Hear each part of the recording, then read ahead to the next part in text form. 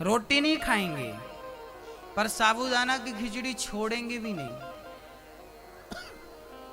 ये व्रत है आजकल।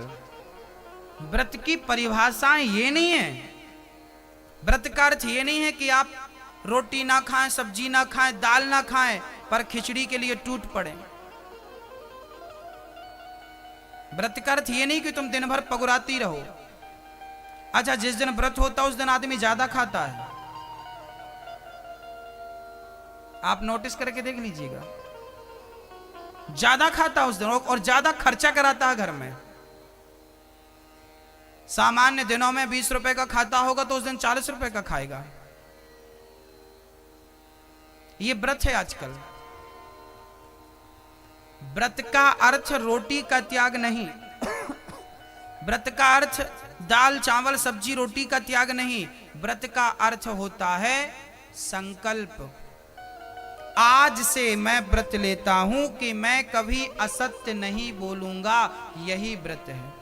आज से मैं व्रत लेता हूं कि मैं कभी किसी का दिल नहीं दुखाऊंगा, ये व्रत है। आज से मैं व्रत लेता हूं कि सदा अपने माँ बाप की सेवा करूंगा, ये व्रत है। आज से मैं कभी क्रोध नहीं करूंगा, अहंकार नहीं करूंगा, ये व्रत है। रोटी तो छोड़ देनी, रोटी छोड़ देना सरल है भक्तों। आप एकादशी के दिन रोटी नहीं खाते, आपके व्रत के दिन आप रोटी नहीं खाते, रोटी छोड़ देते हैं। रोटी छोड़ देना सरल है, बहुत कठिन नहीं है भक्तों। लेकिन अहंकार छोड़ देना, क्रोध छोड़ देना, लोभ छोड़ देना, मैं आपसे निवेदन करूंगा कि आपका जिस दिन व्रत हो उस दिन रोटी खाना, पर अहंकार को, क्रोध को, लोभ को त्याग देना। यदि इनको त्याग दिया और रोटी खाते रहे तो भगवान जरूर मिलेंगे। पर आपने रोटी नहीं खाई पर क्रोध नहीं छोड़ा। एक मैया, गुरुजी मैं लहसुन नहीं खाती, मैं प्याज भी नहीं खाती। अच्छा है, नहीं खाती, नहीं खाना चाहिए, पर पड़ोसन के घर बैठ के अपनी बहू की 1 घंटा बुराई करती है। लहसुन छोड़ देना सरल है, प्याज छोड़ देना सरल है, पर निंदा चुगली छोड़ देना बड़ा कठिन है। ये नहीं छूटता, बाकी सब छूट जाता। रोटी कोई बड़ी बात नहीं है, बहुत बड़ी बात नहीं है। छोड़ना है, अंदर की बुराइयों का त्याग करिए। आज एकादशी है, माना कि आज एकादशी है तो आज हमें व्रत तो रखना चाहिए। एकादशी में भोजन नहीं, अन्न नहीं खाना चाहिए, पर साथ में एक व्रत में कम से कम एक बुराई का त्याग तो करो। एक बुराई, हमारे अंदर कितनी सारी बुराइयां हैं। काम क्रोध मद लोभ सब नाथ नरक के पंथ, ये 4 चीजों को नरक का द्वार बताया है। क्या क्या गोस्वामी जी से पूछते हैं। काम, क्रोध, लोभ, मोह। काम क्रोध मद अहंकार, काम क्रोध मद लोभ, ये 4 चीजें जो है ना, काम वासना, पराई नारी का संग, पराये पुरुष की दृष्टि, पराये पुरुष को देखना, ये सब नरक का द्वार है। चरित्र से बिगड़ोगे तो सीधे नरक के द्वार पे पहुंच जाओगे। काम क्रोध, ये जो गुस्सा आता ना आपको, ये नरक का द्वार है। कहते हैं कामी क्रोधी लालची इनसों भक्ति ना होए। यदि आपको गुस्सा आता है, आप कहते हैं कि हम भगवान के भक्त हैं, और दूसरी तरफ आपको बात बात में गुस्सा आता है, यदि आप भक्त हैं तो आपको गुस्सा नहीं आएगा, और आपको गुस्सा आता है तो आप भक्त नहीं। जो भगवान का सच्चा भक्त होता है उसे क्रोध नहीं आता मेरी माँ, और जिसे क्रोध आ रहा है वो ढोंगी है। वो आप भी हो सकती हो और आप भी हो सकते हो। दीपक रहेगा तो अंधकार नहीं रहेगा, और अंधकार रहेगा तो दीपक नहीं रहेगा। दोनों लोग एक साथ तो नहीं रह सकते ना। सूर्य है तो अंधकार नहीं होगा, और अंधकार है तो सूर्य नहीं होगा। दोनों चीज संभव नहीं है कि सूर्य भी है और अंधकार भी है, पॉसिबल नहीं है। ऐसे आप भक्त भी हो और गुस्सा भी आ रहा है, ये दोनों संभव नहीं है ना। हाँ मैया जी, मुंह फुलाइए अपना, मैया आप फुलाओ, फुलाओ मेरी माँ। नहीं, दांत नहीं, हवा निकल रही है। मुंह फुलाई आप, अब ठहाका लगाइए। अब ये दोनों काम एक समय में करके दिखाइए। दोनों काम एक समय पर नहीं होंगे, या तो मुंह फूलेगा या तो ठहाका लगेगा, या तो गुस्सा रहेगा या तो भगवान रहेगा।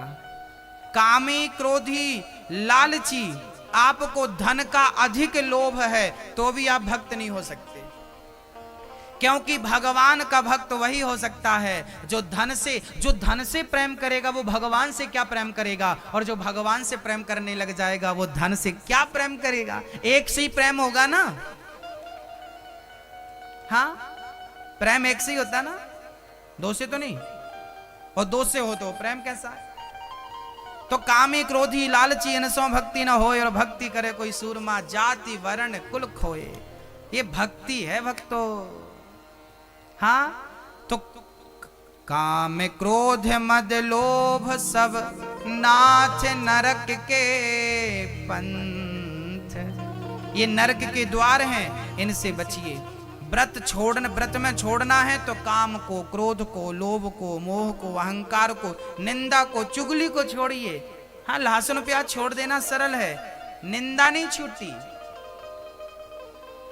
छोड़ दीजिए। ध्रुव जी महाराज यमुना के तट पर खड़े होकर और ओम नमो भगवते वासुदेवाय का जाप करने लगे। जाप इतने प्रेम से ध्रुव जी ने किया, इतने भाव से किया कि 1 माह में 3 दिन में एक बार वो उठते और खा पी करके फिर बैठ जाते। 6वां महीना आया, पांव के अंगूठे के बल खड़े होकर और नाम जपने लगे। भक्तों नाम जप जरूरी है, काम करते रहो और नाम जपते रहो। कोशिश करिए कि नाम ना छूटे, यदि नाम छूट गया तो काम बनेगा नहीं। काम बराबर करिए पर नाम के संग करिए, है ना जी। नाम आवश्यक है। ध्रुव जी महाराज नाम जपने लगे, ओम नमो भगवते वासुदेवाय, ओम नमो भगवते वासुदेवाय, ओम नमो भगवते वासुदेव। पांव के अंगूठे के बल खड़े होकर अपने आप को तपाया, इंद्रासन हिल गई। इंद्र दौड़कर भगवान के चरणों में गिर पड़े, प्रभु भगत को दर्शन दो। भगवान बोले ऐसे भगत को मैं दर्शन दूंगा नहीं, ऐसे भक्त का मैं स्वयं दर्शन करूंगा। और दर्शन करने भगवान प्रकट हो गए। बोलिए भक्त वत्सल भगवान की। ध्रुव जी की आंखें खुली तो जो छवि मन मंदिर में बसा रखी थी गोविंद की, आज वही दर्शन सामने हुआ। कपोलों पर स्पर्श शंख का कराया। ध्रुव जी महाराज ने भगवान की स्तुति की। योऽन्तः प्रविश्य मम वाचमिमां प्रसुप्तां संजीवयत्यखिल शक्तिधरः स्वधाम्नः अन्यस्तहस्तचरणश्रवणत्वगादीन् प्राणान् नमो भगवते पुरुषाय तुभ्यम्। हे प्रभु योऽन्तः प्रविश्य, ध्रुव जी कहते हैं हे प्रभु मेरे अंतःकरण में प्रविश्य मतलब प्रवेश कर जाए। योऽन्तः प्रविश्य मम वाचमिमां प्रसुप्तां, मेरी वाणी आपका गुणगान गाती रहे, मेरे कर्ण आपकी कथा श्रवण करते रहे, यही वरदान मुझे देकर अनुग्रहित कीजिए। भगवान ने कहा ध्रुव तुम्हें और क्या चाहिए। ध्रुव ने कहा कि भगवान ने दर्शन देने का बोला था, उसके बाद आपसे मांगना क्या ये भगवान ने नहीं बताया, तो क्या मांगना है। ध्रुव जी बोले कोई कामना नहीं, कोई लालसा नहीं, कोई इच्छा नहीं। अच्छा कुछ नहीं चाहिए ना, हमें कुछ नहीं चाहिए। तब भगवान ने अपनी मर्जी से 36,000 वर्षों का ध्रुव को राज्य दिया और ध्रुव जी को भेजा। जब ध्रुव जी घर आए तो जिस माँ ने अपमान किया था वही आरती की थाली लेके खड़ी हो गई। अपमान का घूंट कड़वा जरूर होता है पर गले के नीचे उतर जाए तो उसके लाखों फायदे हैं, नुकसान एक भी नहीं है। जब कोई आपका अपमान करे तो आप भी उसका अपमान मत करिए, बल्कि ऐसा समय लाकर खड़ा करिए कि अपमान करने वाला आपका सम्मान करने को तरस जाए। यही अपमान का बदला होता है। ध्रुव जी ने बदला ऐसे लिया और राज्य स्वीकार किया, राजा बने, राज्य किया। एक दिन उनके भाई यक्षों को, उनके भाई को यक्षों ने मार दिया। ध्रुव जी ने यक्षों को मारकर हिसाब बराबर किया। कुबेर जी ने आकर उन्हें समझाया, मनु जी ने ज्ञान दिया। ध्रुव जी महाराज आखिरी समय पे जब 36,000 वर्षों का राज्य काल पूरा हुआ तो मृत्यु के सिर पे पांव रख के ध्रुव जी महाराज भगवान के निज धाम को जाने लगे। मां आगे आगे, ध्रुव जी पीछे पीछे जाने लगे। बोलिए भक्त वत्सल भगवान की। ध्रुव जी महाराज का कल्याण हुआ। ध्रुव चरित्र, पावन चरित्र हम लोगों ने सुना। ध्रुव जी के वंश में पृथु भगवान हुए जिन्होंने पृथ्वी का दोहन किया है, 10,000 कानों की याचना की है। प्राचीन वरही का सुंदर सा उपाख्यान है।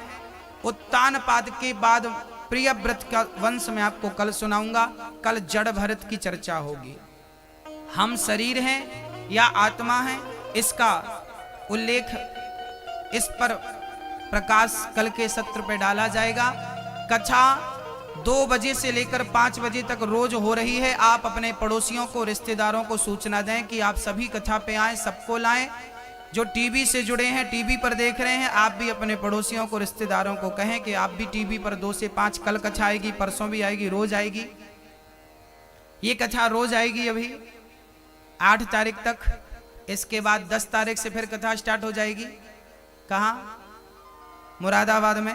जो मुरादाबाद क्षेत्र के भक्त हैं, मुरादाबाद, अभी 10 दिसंबर से मुरादाबाद में कथा है। उसके बाद 17 दिसंबर से रीवा के पास हनुमना में कथा है, वो टीवी पर आएगी, साधना चैनल पर। उसके बाद 25 दिसंबर से इंदौर में कथा है। उसके बाद 1 जनवरी से जयपुर में कथा है। उसके बाद 9 जनवरी से छत्तीसगढ़ दंतेवाड़ा में कथा है। उसके बाद 16 जनवरी से शुकतवा होशंगाबाद में कथा है। उसके बाद 23 जनवरी से होजई, आसाम में होजई एक स्थान है, वहां कथा है 24 जनवरी से। उसके बाद 2 फरवरी से जबलपुर में कथा है। ऐसी कथाओं की रूपरेखा है। आपके आसपास जो भी कथाएं हो आप आके सुन लें, इसलिए हमने आपको सूचना दे दी। ये कथाएं सारी YouTube पर भी चल रही हैं। आप अपने मोबाइल पर अनिरुद्धाचार्य जी डालिए, आपको कथा सुनने को मिलेगी। और एक अच्छी सूचना ये भी है कि आप सभी के लिए अभी 29 फरवरी को अयोध्या में भागवत की कथा होने जा रही है। 7 दिन आपका वहीं रहना, खाना पीना, जो आना चाहें आप आइए, अपनी बुकिंग कराइए। कितने लोग आप आ रहे हैं सूचना दीजिए। आपके रहने की, खाने की वहां संपूर्ण व्यवस्थाएं होंगी। आप आने के पहले मोबाइल नंबरों पर संपर्क साध लीजिए, पूरी रूपरेखा समझ लीजिए। आप आइए, आपका स्वागत है। जिन भक्तों को अयोध्या की यात्रा में चलना हो, अभी ब्रज यात्रा पे थी, अब अयोध्या की यात्रा है।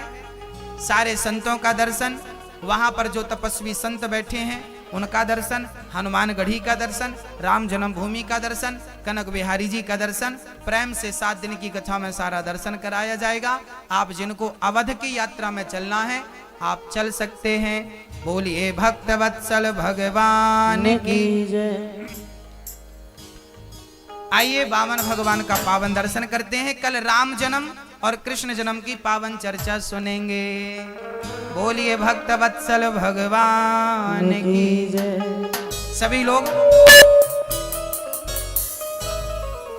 एक बार अपने सोना चांदी का ख्याल रखिएगा। सभी लोग अपनी जगह पर खड़े हो जाइए। वामन भगवान का दर्शन करते हैं और मस्ती से झूमते हैं। हो मीठे रस से भरियोड़ी राधा, हो राधा। जो तैयार है मस्ती से राधा नाम की डुबकी लगाने के लिए, जरा दोनों हाथ उठाकर। हो मीठे रस से भरियोड़ी राधा, हो राधा, हो राधा रानी लागे, महारानी लागे। माने कारो कारो यमुना जी रो